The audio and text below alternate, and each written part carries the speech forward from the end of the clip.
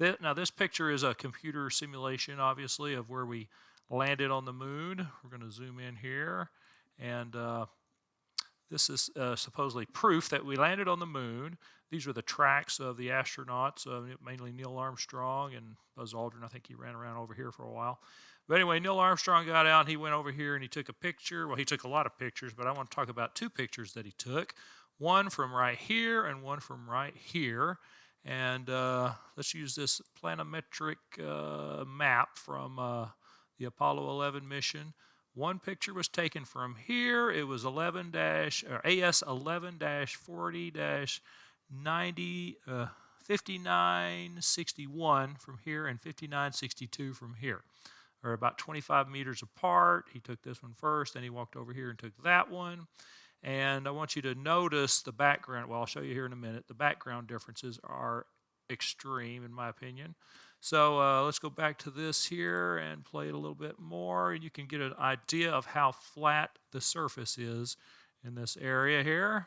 So one picture was taken from here, and the other picture was taken from about right here. Okay, and and they're taken in this direction. So let's get to.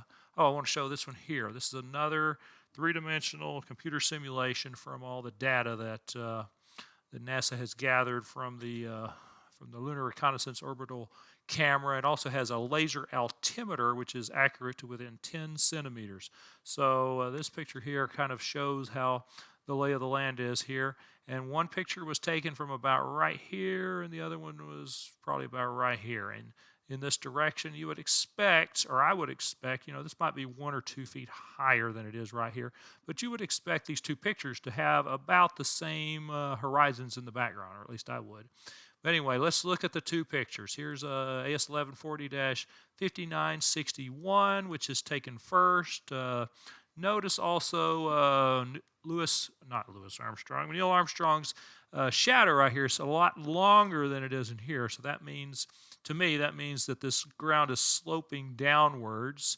And he walks down here, and he takes the second picture, and notice how short his shadow is. That, to me, that says the land is sloping upwards, and it even looks like it's sloping upwards, and even looks like the high ground is way over here, and everything slopes down this way.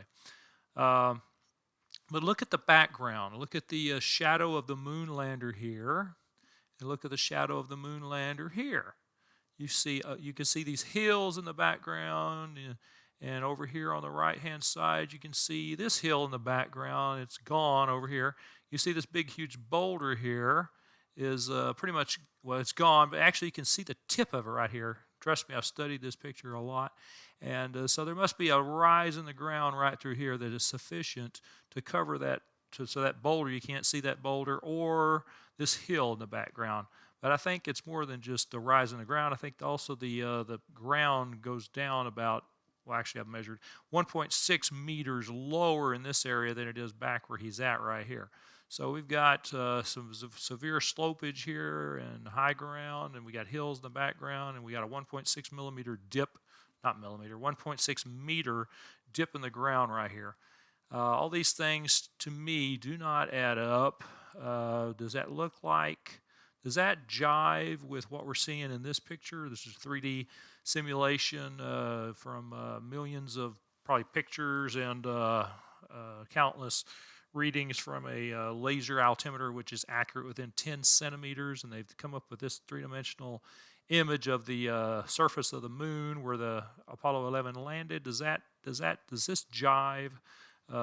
This drop in the land, to me, it just doesn't make any sense. To me, this is proof that these pictures were not taken in the same place. They were not taken on this moon, or at least so there's some sort of an error here. And I think, well, what I think it is that these pictures were taken in the desert on Earth, and they kind of screwed up. They didn't take it in a very flat area, and I guess they didn't count on 50 years later that they would be sending a Lunar Reconnaissance Orbital Camera to the moon and getting these flat images of the moon. Anyway, it just doesn't make sense to me.